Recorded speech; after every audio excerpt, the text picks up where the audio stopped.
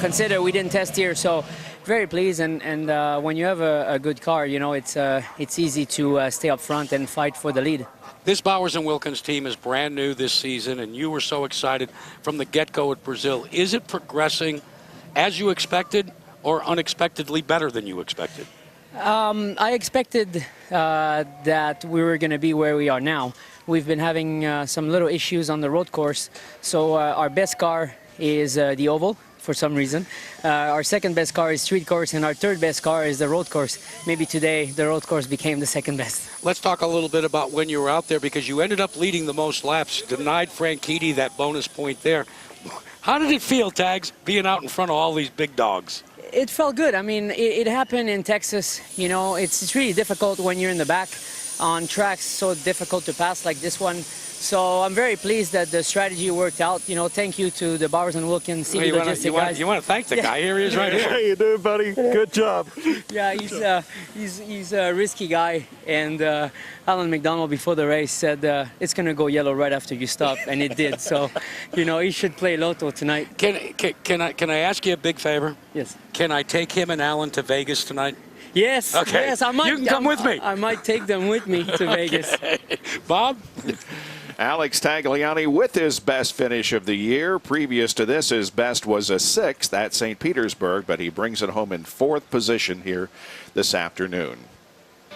As far as the points are concerned, well, Dario now is within 41 of the leader, Will Power, with Dixon 82 behind. And then comes Briscoe, Castro Neves. Ryan Hunter-Ray dropped a position. Elio gained 1 today. Tony Kanaan stays in 7th. Marco gained 1. Wilson lost a position, and Dan Weldon stayed in the 10th spot. Once again, here at Mid-Ohio this afternoon, the winner was Dario Franchitti. And we will be back to talk with him when we continue our coverage here on Versus.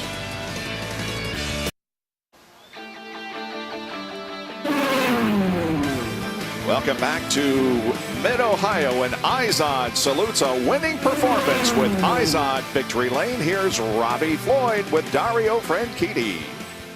Dario Franchitti doing some interviews here. I'm going to jump in. That's what you get when you're the champion, buddy. What does it feel like for you, not only taking your 15th IZOD IndyCar victory, your 25th open wheel victory this weekend? They're all the same to me. I don't distinguish between the one and the other. 25, and I'm quite surprised by that we got there, and I'm really proud. I think that's a lot to do with driving great equipment throughout my career, and couldn't be happier to be part of Team Target. That first pit stop today, God, that won us the race. Will, in his interview, said that was the key to victory. Do you think you still could have won this thing without that pit stop? Would have been difficult today. Will and I think we're very evenly matched on pace, so to say I go out there and pass him, I don't think that's that on the track. I don't think I'd be telling the 100% truth. It'd be very, very difficult to do that, as it was difficult for him to come up and try and pass me.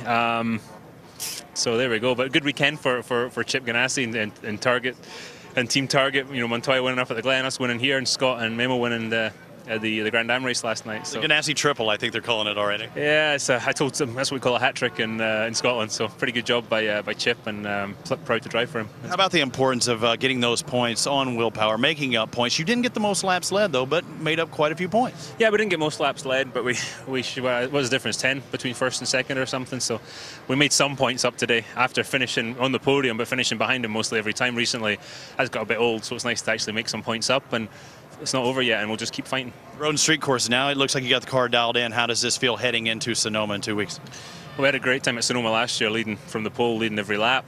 Whether we can do that again, who knows? But we're going to test in there this week, actually Friday, so I'm looking forward to that, and we'll see what we got from there. But each race, man, you just got to push 100%. Lindy Thaxton, have a very good feeling that Dario is going to be smiles when he heads into the California sunshine next week. Yeah, me too. Thanks, Robbie. Elio, first of all, can you talk about your different strategy out there? That's right. We decided to put a reds on it, go a little bit different than the other guys.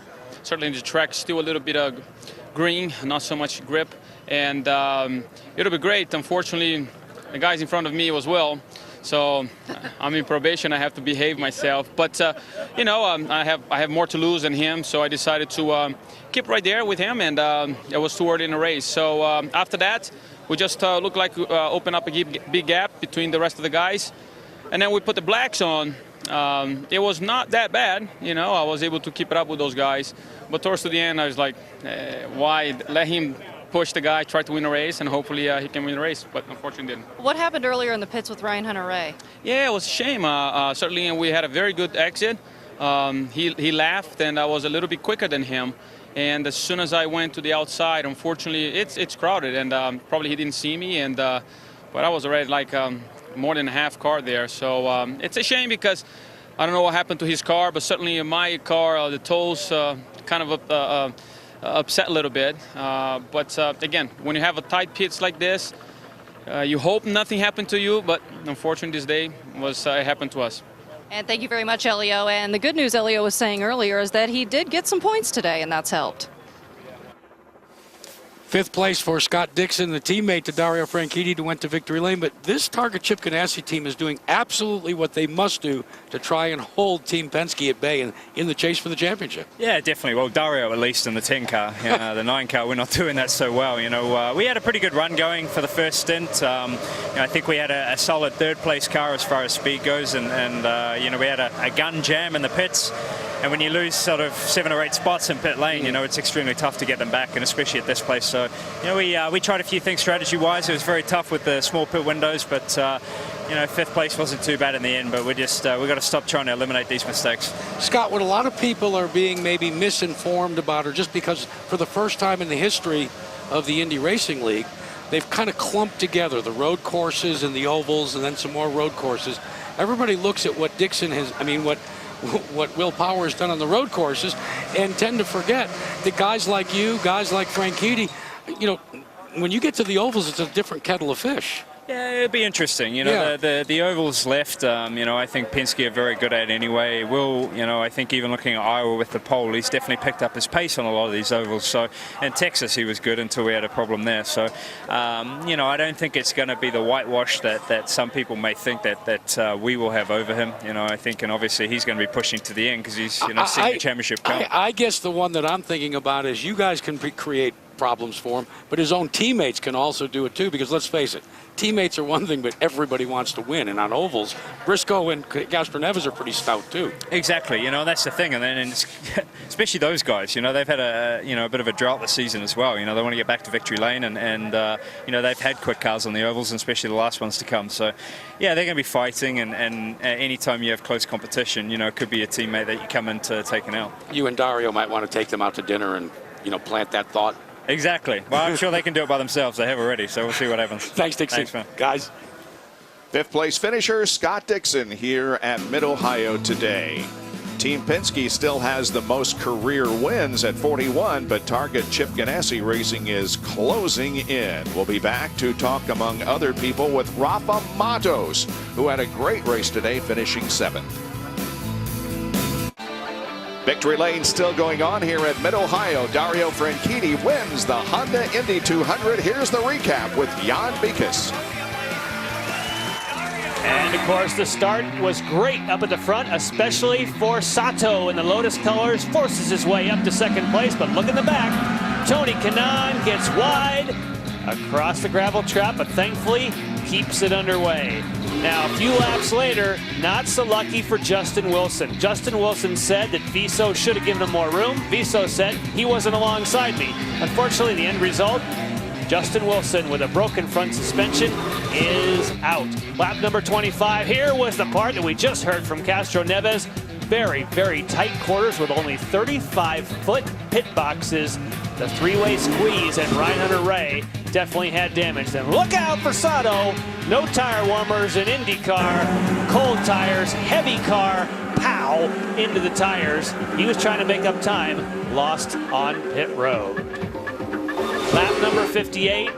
This is where we have a little bit of traffic. Milcaduno tries to stay to the right. Will Power gets out to the high side, out. Castroneves says, I've had enough of that. I'm going to make a pit stop. But Will Power was very fortunate not to get out and off course completely. And, of course, that left him for a run for the final pit stop. He hoped maybe he could pit faster than Dario Franchitti. But they both have said in the post-race interviews it was the previous pit stop, the first one of the day, that really put Franchitti in the position to win here today. So the race summary, Franchitti led 29 laps, but Alex Tagliani